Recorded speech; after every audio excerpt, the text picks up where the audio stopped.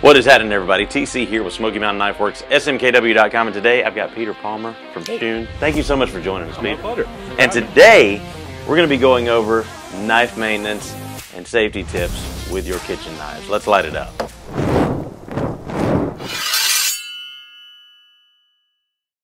Peter, a lot of people don't realize this, but the knife that people use the most often is actually not their pocket knife.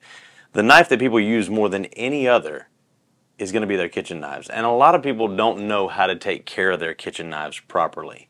So let's go over some important tips on how to take care of your kitchen knives, because you are going to be using these literally every day of your life. So let's go over some tips and tricks that you guys have as far as taking care of your kitchen knives. Sure. So I mean, obviously when you get a knife out of the box, it's going to be incredibly sharp. Obviously as you use it over time, it's going to start getting dull. You're going to notice it's not cutting nearly as easily as it did originally. At that point, you need to do a little general maintenance to it. General maintenance, we do recommend using a honing steel. So the honing steel actually doesn't sharpen it. All it helps to do is realign the cutting edge. So if you ever looked at a knife under a microscope, it looked like a lot of little teeth. As you use it kind of forces them apart. The honing steel just helps to realign them a little bit. It'll never get them back to 100%. Eventually, after using honing steel for a while, you need to go to a sharpening stone to truly bring back the cutting edge. What we recommend to people when they're using it, use our honing steel. Two reasons. One is our honing steel, so we want the sales for it, obviously. But more importantly, the honing steels are based off the hardness of the steel they're going to be sharpening. So German knives generally tend to use a softer steel, so they can use a softer honing steel to do it. If you use our honing steel on a German knife, it's going to be a little more aggressive, but it will bring back the edge without a problem. The second reason, we actually do a bevel on ours. So the hard part of getting a knife proper is the angle.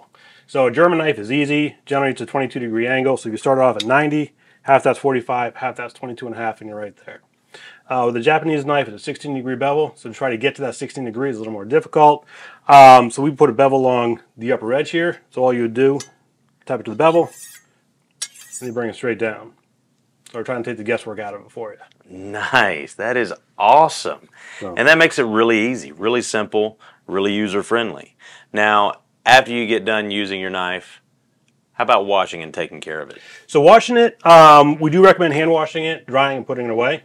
A lot of knives you will find are rated dishwasher safe. We don't recommend a dishwasher. Right. Couple reasons. One, over time the high heat will deteriorate the steel on it. But more importantly, when people put it in, they're going to put it in one of two ways. Either like this or like this. Yep. They put it in like this. Your wife puts it in, you don't know, you reach in to grab something else, next thing you know, you see a finger sitting in the bottom of the dishwasher. Yep. Not what you want. Put it in this way, they put it in the silverware rack, the agitation is going to break the tip. Not to mention the fact that bang up against the other silverware, dull the blade a little bit quicker. So we do recommend hand wash, dry it immediately, and then put it away. You don't want to leave them sitting out, have a kid reach up and grab it off the counter, they can't see it. Right.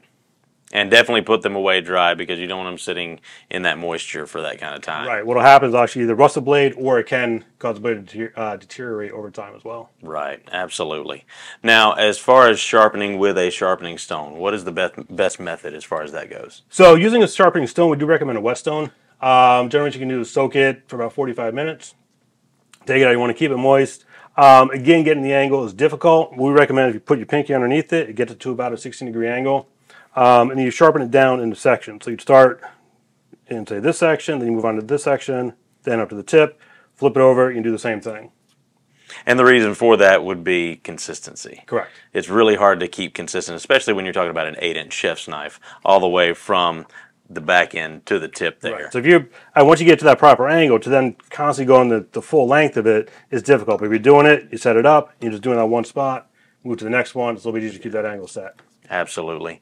Folks, this has been Tips and Tricks of Taking Care of Your Kitchen Knives, sponsored by Shun. Peter, thank you so much for helping us out. We appreciate it. Good to be here. Folks, remember, if it cuts like a Shun, then we carry it.